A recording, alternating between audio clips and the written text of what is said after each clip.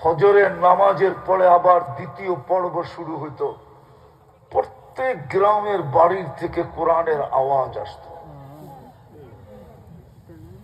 আজকে মনে হয় বৃহত্তর ময়মনসিংহ পুরাটাও যদি ফজরের পরে ঘোরা হয় তো কারো বাড়ির থেকে কোরআনের আওয়াজ আসে না।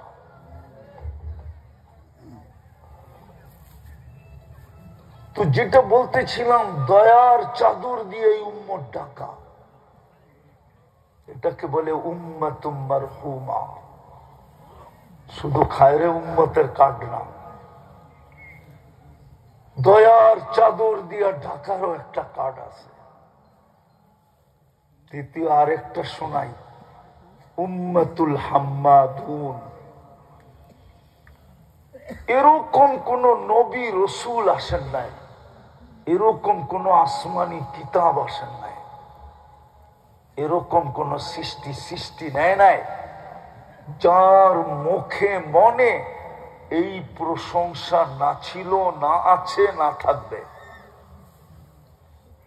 সমস্ত সৃষ্টির মনে এই উম্মতের প্রশংসা দিয়ে বলা হাম্মাদুন। এই জন্য কোরআন ইঙ্গিত দিছে মাসালুহুম ফিত তাওরাত মাসালুহুম ফিল ইনজিল। তোমাদের আলোচনা তাওরাত কিতাবে বলা, ইনজিল কিতাবে বলা। এই জন্যই তো মুসা আলাইহিস সালাম তারাদাত তাওরাত, তাওরাত কিতাব সরায়া দিয়া বলছে ফাজআলনি মিন উম্মতি মুহাম্মদ, আমাকে উম্মতে মুহাম্মদী বানায়া দেন। উম্মতে মুহাম্মদীও আপনি আর আমি আল্লাহর নিরেট দয়ার সবচেয়ে বড় ফল। আজকে আমরা জানি না, আমার সমাজ জানে না, বিশেষ করে আমার যুবকরা জানে না,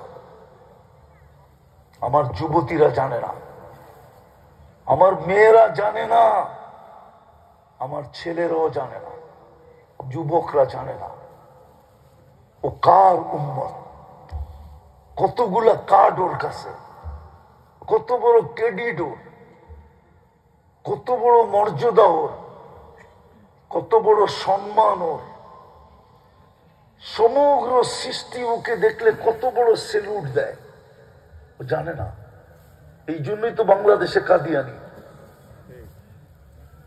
চলেন আরেকটা তথ্য আপনাদেরকে দেই, দেখি দিলে লাগাই কিনা আল্লাহ। লম্ব করতে চাইতেছি না। যেই দেশের ইসলাম মদিনার সময়ের ইসলাম, এই দেশের ইসলাম আর মদিনার ইসলাম এক সময়ের। হুজুররা মানতে রাজি না। আল্লাহর রসুল হিজরত করেন না, 4 সাহাবী বাংলাদেশে চলে আসছে। আবু ওয়াক্কাস, ওহাব ইবনে মালিক, কাসিম ইবনে হুযাইফা, উরওয়া ইবনে সাসা। বাংলাদেশের মানুষ সাহাবাদেরকে দেখা দলে দলে মুসলমান হয়েছে।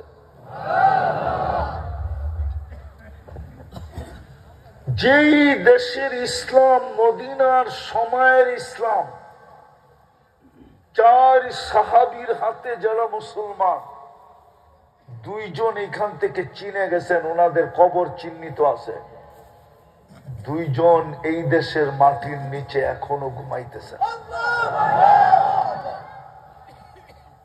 ওহাব ইবনে মালিক, কাসিম, 2 জন এই মাটির নিচে ঘুমাইতেছেন। কাসিম ইবনে হুযাইফা, উরওয়া ইবনে সাসা রাদিয়াল্লাহু তাআলা আনহুমা, কিন্তু কোথায় ঘুমাইতেছেন আমি জানি না, কিন্তু ইতিহাস বলে এই মাটির নিচে ঘুমাইতেছেন। ওই দেশে কাদিয়ানি আসে কি করে? আমাকে যুক্তি দিয়ে বুঝান। যেই দেশে 800 বছর আগে সর্বপ্রথম বুখারীর দর্শ হয়, এই বাংলাদেশের মাটিতে 1268 সনে সর্বপ্রথম বুখারীর দর্শ দিয়েছেন আবু তায়ামা রহমতুল্লাহ আলাইহি।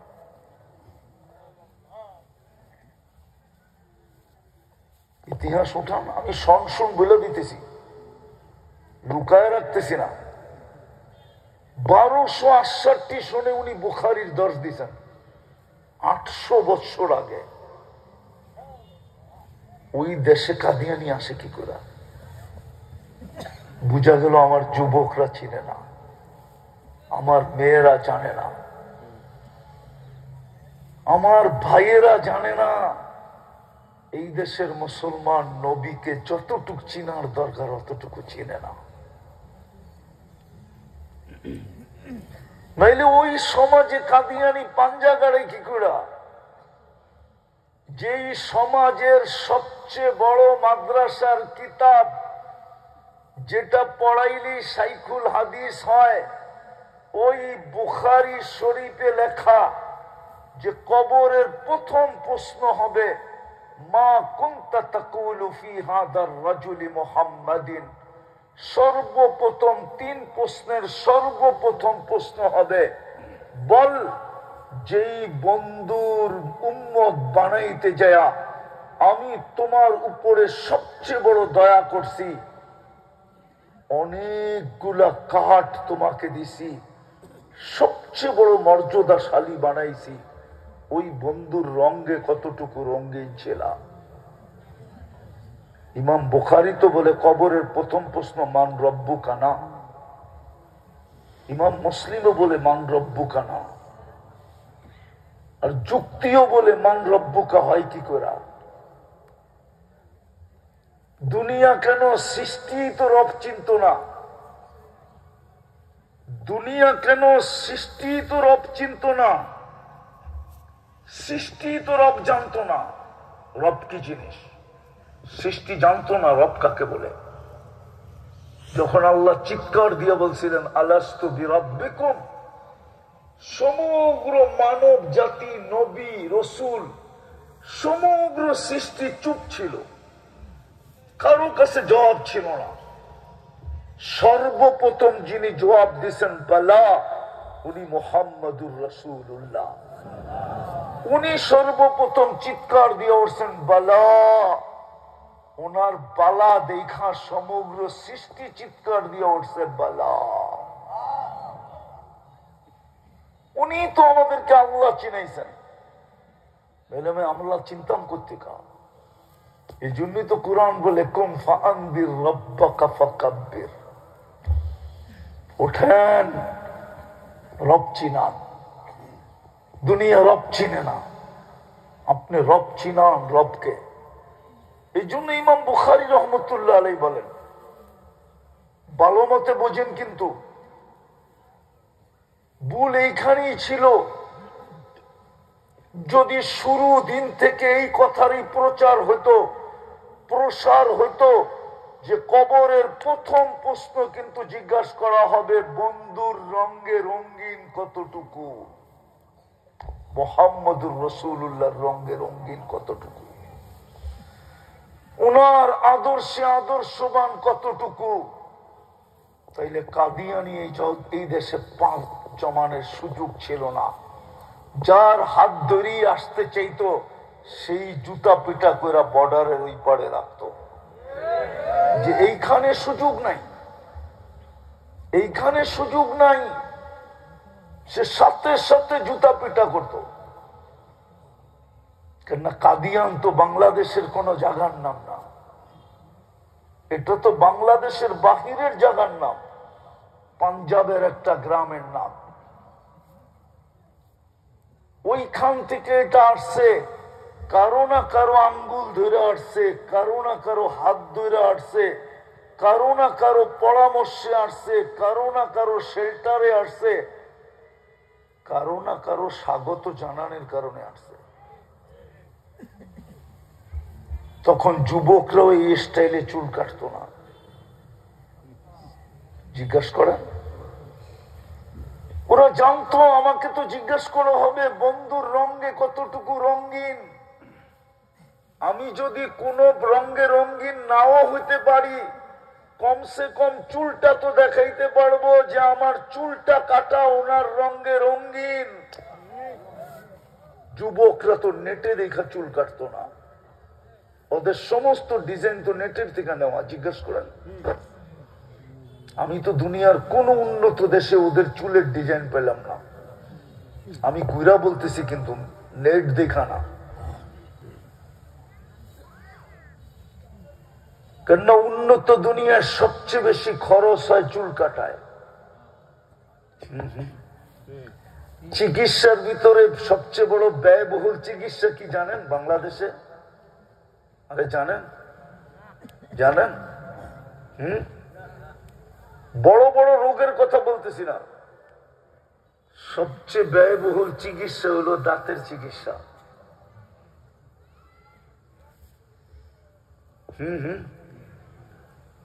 জিজ্ঞাসা করেন শিক্ষিত মানুষকে, একটা দাঁত রুট ক্যানেল করে ক্যাপ পড়াইতে কয় টাকা লাগে? হুজুর মনে হয় জানে না, হুজুর গো দাঁত তো ভালো কোথেকে জানবে? 15 থেকে 20,000 টাকা লাগে একটা দাঁতকে রুট ক্যানেল করে ক্যাপ পড়াইতে। কত কত? আমার কাছে প্রমাণ আছে, কিন্তু এই যে উপরে, কিন্তু বাইর করে দেখাইতে পারবো না। মনে হয় বোঝেন নাই। উন্নত দুনিয়া চুল কাটা এরকম দামি, ওরাও তো দাম দিয়া কাটে। 100 টাকার চুল 500 টাকা দিয়া কাটে। জিজ্ঞেস করেন, ওই যে বই রয়েছে জিগা, ঈদের রাত্রে 1000 টাকা দিয়ে কাটে। জিজ্ঞেস করেন, ওর চুলের ডিজাইন এরকম হতো না। ওদের যত ডিজাইন আমি দেখতেছি, একটাও আমি দুনিয়ার কোথাও ঘুরে দেখি নাই। আমার উন্নত দুনিয়া শুধু নিউজিল্যান্ড বাকি আছে।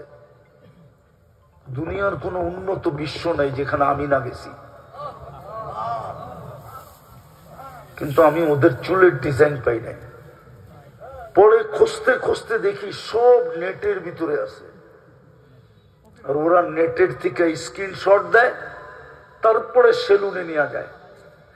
ও যদি জানতো যে কবরে আমাকে জিজ্ঞাসা করবে,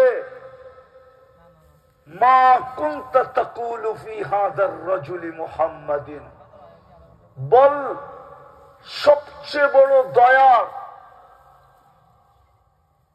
ফল অথবা ক্রেডিট কার্ড যেটা তোমাকে আমি দিলাম, মুহাম্মদুর রাসূলুল্লাহর উম্মত বানায়া, ওনার রঙে তুমি কতটুকু রঙিন। যদি জানতো তো ওদের চুলের স্টাইল এরকম হতো না। মা বোনরা কোনোদিন বেপর্দা হতো না, বেপর্দা হতো না। যুক্তিতে বলে বলবো, আপনাদের ইউনিয়নের নাম কি? মকতলা, ঠিক না? এইখানের বড় লোকরা কই থাকে? এইখানে? কোথায়? কোথায়? শহরে, ঠিক না? একমত? হ্যাঁ। আল্লাহ কি গরিব? তাহলে গড়টা আপনাকে এলাকায় দিল কেন? আপনাদের এলাকার বড় লোক তো নিজের গড়টা নিয়ে শহরে গেল, কেননা সে একটা উন্নত পরিবেশে থাকতে চায়, উন্নত জায়গায় সম্পর্ক গড়তে চায়। এইখানে থাকলে উন্নত জায়গায় সম্পর্ক হবে না। সবাই নাম শুনেই বলবে যাব না। সে উন্নত পরিবেশে যাওয়ার কারণ হলো ছেলে সন্তানগুলা যেন উন্নত পরিবেশে বড় হয়, বিয়ে শাদী যেন উন্নত পরিবেশে হয়, আমিও একটু যেন উন্নত পরিবেশে থাকতে পারি। কেননা আল্লাহ আমাকে টাকা দিছে, অ্যাবিলিটি দিছে। তাহলে আল্লাহ কি গরিব? বলুক, আল্লাহ গরিব? হ্যাঁ। তো আল্লাহ ঘরটা আপনাদের গ্রামে দিলেন কেন? মসজিদ কার ঘর? মসজিদ কার ঘর? হ্যাঁ। হুজুররা কি বলে? আল্লাহর ঘর। ইন্নাল মাসাজিদা লিল্লাহ আযিনাল্লাহু আন তুরফা আল মাসাজিদু বাইতি, হাদিসে কুদসি আল্লাহ বলে মসজিদ আমার ঘর, কিন্তু যুক্তিতে বলে না ঘর সব জায়গায় হোক। দুনিয়ার মানুষই তো পয়সাওয়ালা হইলে উন্নত জায়গায় চলে যায়। ও মালিক, তুমি তো উন্নতের চেয়েও বড় উন্নত, সমস্ত জগৎ তো উন্নতি পাইল তোমার উন্নতির ছোঁয়া নিয়া, তুমি কেন ঘরটা আমার মহল্লায় দিলা, আমার গ্রামে দিলা? যুক্তি তো বলে না। তাইলে তো মসজিদ ভরাই থাকতো, এরকম খালি থাকতো না। যদি এটা বুঝতাম তাইলে মসজিদ গুলা ভরা থাকতো, মারামারি জায়গা জমিন নিয়ে হইতো না। আজকে তো ঈশ্বরগঞ্জ সবচেয়ে বেশি জায়গা জমিন নিয়ে মারামারি, আপন জনের সাথে। তাইলে কোনদিন দুনিয়ার জায়গা জমিন নিয়ে মারামারি হইতো না। মারামারি তো হইতো মসজিদে কে আগে ঢুকবে, প্রথম সবকে দখল করবে। বুখারী শরীফে আছে মারামারি এটা নিয়ে হইতো, প্রথম সফেকে জায়গা নেবে। যাক, আমি শেষ জায়গায় চলে আসছি। আরেকটা রয়ে গেছে, একটু ভাবেন 24 ঘন্টা আল্লাহ আপনার আমার উপরে ব্যয় করেন কতটুকু। একটু দয়ার কারণে ব্যবহার করেন, দয়ার কারণে। দয়া যদি না হইতো, তুই যদি আমার সন্তান না হইতি। অনেক সময় মাও বলে, বাপও বলে, তুই যদি আমার সন্তান না হইতি তাহলে তোকে টুকরা টুকরা করে চিলকাউয়াকে খাওয়াই দিতাম। বলে না, বলে না? আল্লাহ বলে 24 ঘন্টা তোকে যে আমি সার্ভিস দেই, সেবা দেই, 24 ঘন্টা কান্নুন খান, কান্নুন। এই মজমা বলুক আল্লাহর গুণ কতটুকু গায়। একজন বলুক ডেলি, আমি কয়জন বলতে পারবে যে ডেলি আমি 100 বার নিরালে বৈশা আল্লাহ আল্লাহ আল্লাহ করি, আল্লাহ আল্লাহ বলি? কয়জন আছে এখানে? 2-1 জন। এক যুবক বলুক ডেলি আমি মনের থেকে একবার আল্লাহ বলে একটা চিৎকার দেই, আল্লাহ। এক যুবক বলুক। অথচ ওরা ডেলি কত SMS পাঠায়, এটাও জিজ্ঞাসা করেন। নাম্বার, চীনা নাম্বারে না চীনা নাম্বারে, নাম্বার একটা পাইলি ওটাই SMS পাঠায়। সামনের দিক থেকে গালিও আসতে থাকে, তারপরে ওদের মন বলতে থাকে একবার না পারিলে দেখো 100 বার।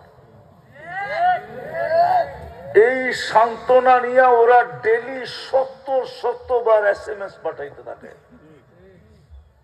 অনেকে তো অগো ঠিকানা পর্যন্ত খোঁজে, ঠিকানা দে তোরে প্যাকেট করে বাড়িতে পাঠায় দিব, জিগান ওকে SMS এ আছে।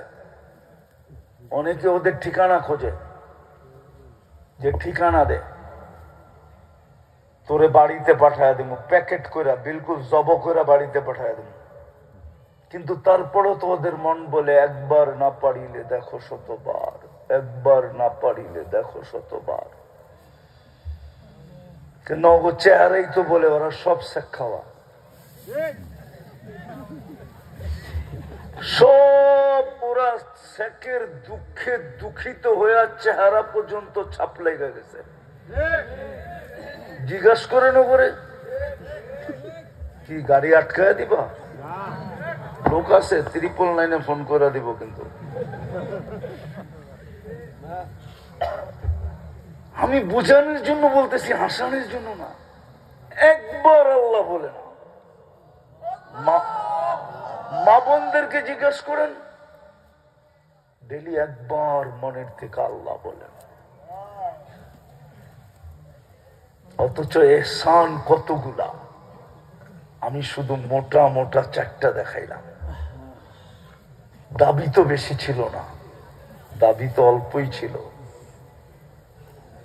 দাবি তো বেশি এই উম্মতের কাছে ছিল না। যদি দাবি বেশি হতো তাইলে এই উম্মতকে আল্লাহ 2 বার কনসিডার করতেন না। কনসিডার বোঝেন? এই ছোট বয়সটায় 2 বার মাফ করতেন না। প্রথম 15 বছর মাফ, যতক্ষণ পর্যন্ত আমরা বালেগ না হয়েছি ততক্ষণ পর্যন্ত নিষ্পাপের খাতায় লেখা। এটা হিসাবের খাতায় কোনোদিন উঠবে না, এটা নিষ্পাপের খাতায় থাকবে। দ্বিতীয় কনসিডার, যতক্ষণ আমরা ঘুমাই কলম আমাদের বিরুদ্ধে কিচ্ছু লেখে না। রফিয়াল কলম নাইম হাত্তা ইয়াস্তাইকিদ, ঘুমন্ত ব্যক্তি যতক্ষণ সজাগ না হয় কলম বিরুদ্ধে যায় না। যদিও ঘুম 309 বৎসর হোক, আসহাবে কাহাব 309 বৎসর ঘুমাইছে, কোন ওলামা ফতোয়া দিতে পারবে না যে 309 বৎসর কলম বিরুদ্ধে গেছে। সৌদি যুবরাজ কয়েকদিন আগে 27 বৎসর ঘুমায় মারা গেছে, কোন ওলামা ফতোয়া দিতে পারবে না 27 বৎসর কলম ওর বিরুদ্ধে গেছে। 2 বার কনসিডার। যদি বেশি চাইতেন, দাবি বড় হইতো, বেশি হইতো, তাহলে 2 বার কোনোদিন মাফ করতেন না। 2 বার কনসিডার করছেন এই 60-70 বছরের ভিতরে। দাবি বিলকুল অল্প, দাবি এতটুকুই ছিল। এক আল্লাহওয়ালার কথা দিয়ে শেষ করতেছি, কবরস্থানের পাশ দিয়া যাইতেছিল আর কাঁদতেছিল। যুবক দূর থেকে দেখা দৌড়ে আসছে, বাবা কাঁদিস কেন, তোর আপনজন এই কবরস্থানে? বলছে না। বলছে তাইলে কাঁদিস কেন? বলছে যুবক বললে তোমার বুঝে আসবে। তো বলে বল না বাবা দেখি। তো বলতেছিল আমি স্বচক্ষে দেখতেছি এই কবরস্থানের মানুষগুলা যখন জমির উপরে ছিল 24 ঘন্টা আল্লাহ মাফ করার জন্য ডাকতেন, একজনও হাত উঠাইতো না। অর্থাৎ ডেলি একবারও হাত উঠায় একজনও আল্লাহর কাছে মাফ চাইতো না।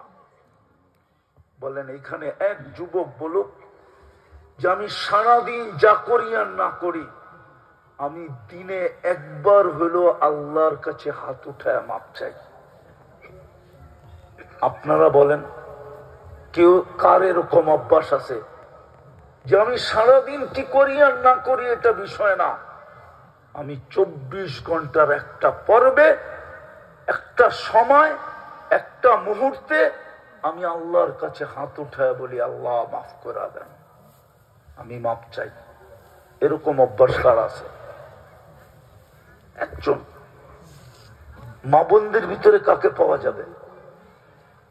তো আল্লাহওয়ালা বলতেছিল যুবক যখন এরা দুনিয়ার উপরে ছিল 24 ঘন্টা আল্লাহ মাফ করার জন্য ডাকতো। হাদিস এটাই বলে, হাদিস এটাই বলে ইয়াবসুতু ইয়াদাহু নাহারান হাত্তা ইয়াতুবা মাসিআল লাইল ওয়া ইয়াবসুতু ইয়াদাহু লাইলান হাত্তা ইয়াতুবা মাসিআন নাহার। সারা দিন ডাকতে থাকেন, রাতের নাফরমান যেন হাত উঠায়া তওবা করে। সারা রাত্র ডাকতে থাকেন, দিনের নাফরমান যেন হাত উঠায়া তওবা করে। বলতেছে যুবক বুঝলাম বাবা, তারপর? বলে যুবক চোখে দেখতেছি এখন কবরের ভিতরে বেশিরভাগ মানুষ 99.99 মানুষ 24 ঘন্টা মাপ চাইতেছে, আল্লাহ তাকায়ও দেখে না।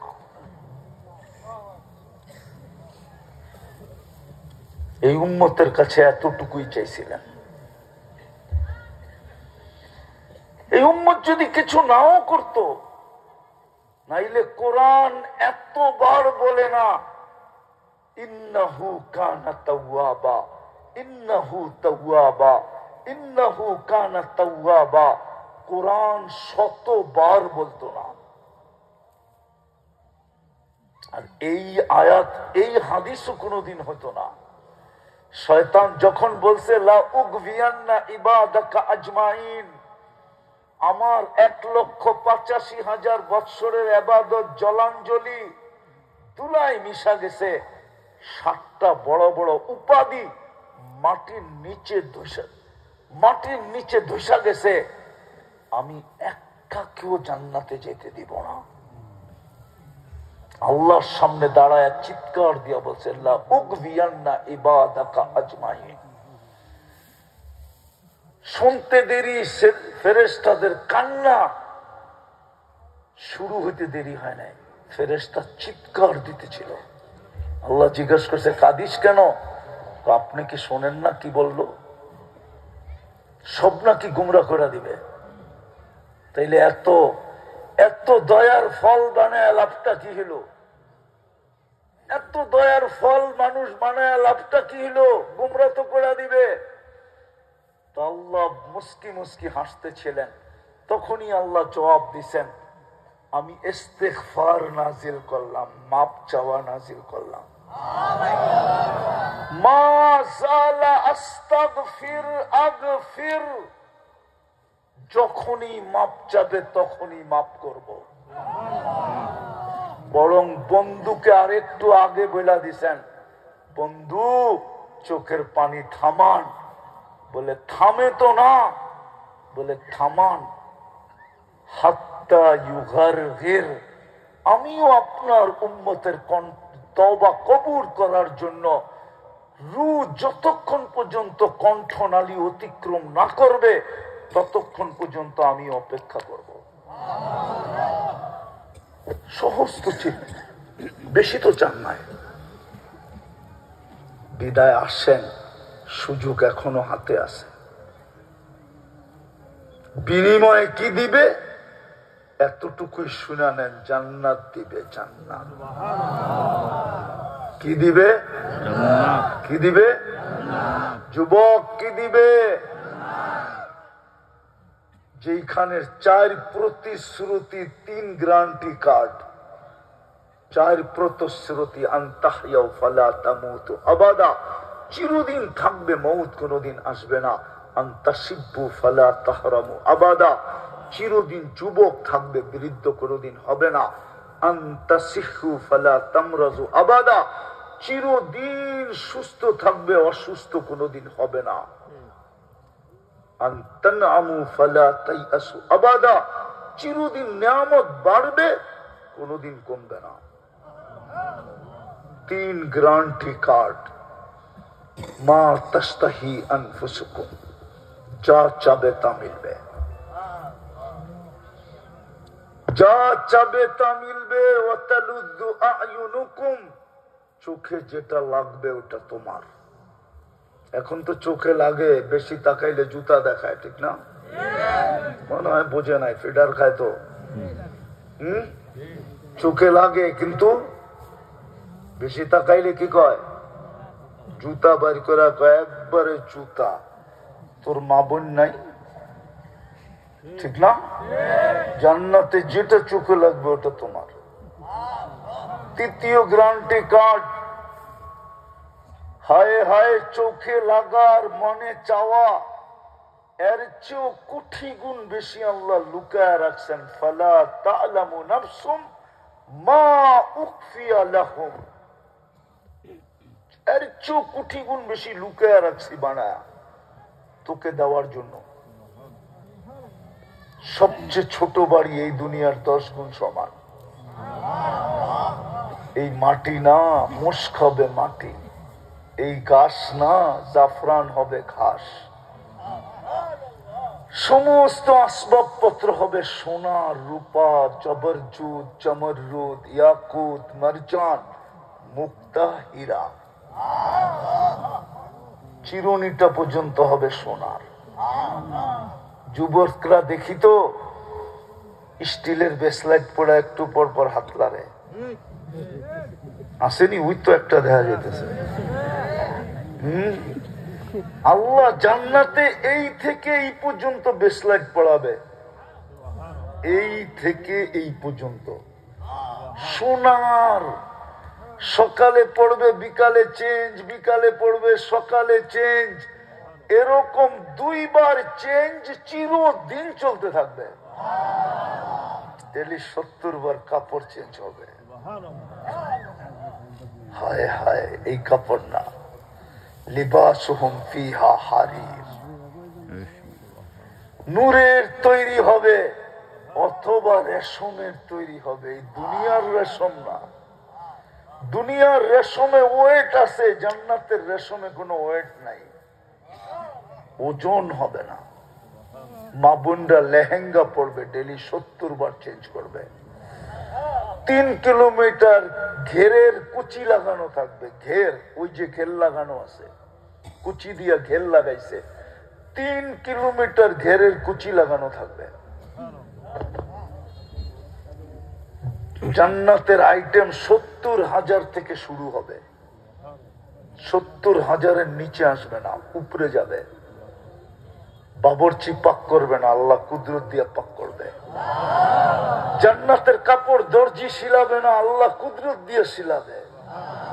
আল্লাহ বলে তোকে বানাইছি কুদরত দিয়া, কোন সৃষ্টির ছোঁয়া লাগতে দিই নাই। এই জন্যই তো 3 অন্ধকারে বানাইছি, নাইলে আলোতে বানাইলে কেউ না কেউ হাত লাগাইয়া দিত।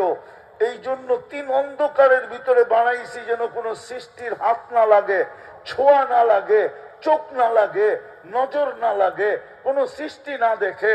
তোর জান্নাতের সমস্ত নেয়ামত আমি নিজে কুদরত দিয়া বানাবো, কোন সৃষ্টির ছোঁয়া লাগতে দিব না, না, না, না। কিন্তু দাবি ছিল অল্প। পারবেন পূরণ করতে? পারবেন? আরে পারবেন? কে কে পারবেন দেখি? পাক্কা? তাইলে বলে দেন, আল্লাহ অতীত থেকে তওবা করলাম। বলেন জুড়ে, বলেন জুড়ে। জান আমান, আর 2টা কাজ করতে হবে। পারবেন? যখনই ঘুমাইতে যাব, বৈশা হোক, শুয়া হোক, উজুর সাথে হোক, উজু ছাড়া হোক, হাত উঠাইয়া হোক, শুধু মুখ দিয়া হোক, যখনই ঘুমাইতে যাব, বিশেষ করে যুবকদেরকে বলতেছি, সবাই পায়ে হাত দিয়া বলতেছি, যখনই ঘুমাইতে যাব, মা বোনদেরকে বলতেছি, তখনই আল্লাহর কাছে মাপ চায়া ঘুমাবো। পারবেন? পারবেন? শুধু এতটুক বলেন, আল্লাহ মাপ চাই, ঘুমায়া যান। পারবেন মাপ চায় ঘুমাইতে? কি করবেন যখনই ঘুমাইতে যাবেন? কি করবেন? কেননা শয়তান মনে রাখতে দিবে না, এটাই সত্য। ওমা আনসানিহু ইল্লা শায়তান, কোরআন এটাই বলে। ভালো জিনিস শয়তান মনে রাখতে দেয় না। এটাও ভুলে যাবেন, কিন্তু ভুলা না চাই, কন্টিনিউ করতে থাকেন। আল্লাহ কি দেখাইতেছে নিজের চোখে দেখতে থাকেন।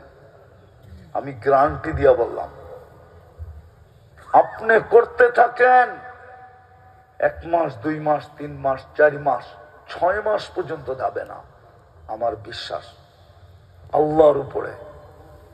যুবক করতে থাকো, আর তুমি দেখতে থাকো আল্লাহ তোমাকে কি দেখাইতেছে। তুমি দেখবে, তুমি খুশ হয়ে যাবে। আমার বিশ্বাস তোমার চোখ কাঁদবে। আমার বিশ্বাস তোমার চোখের পানি দুনিয়ায় থাকা অবস্থায় জাহান্নামের আগুন নিভায়া যাবে। এটা আমার বিশ্বাস, কসম, আমার কাছে প্রমাণ আছে। সর্বশেষ আজকের থেকে নামাজ ছাড়বো না। ওয়াদা? পাক্কা? বিলকুল ছাড়বো না নামাজ। এর চেয়ে বড় অপরাধ কিছু নাই,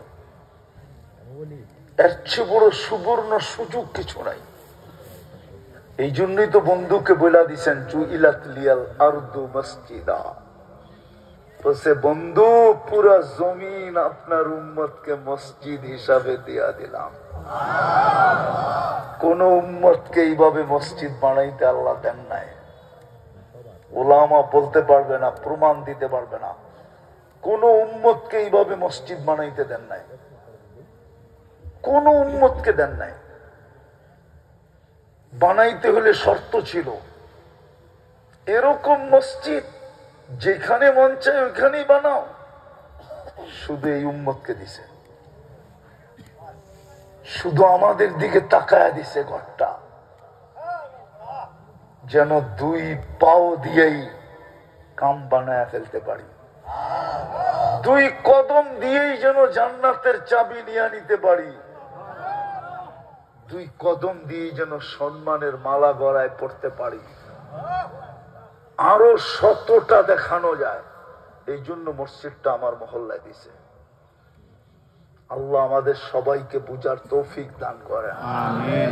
পড়বেন তো নামাজ ইনশাআল্লাহ, ডেলি মাপ চায় ঘুমাবেন তো ইনশাআল্লাহ।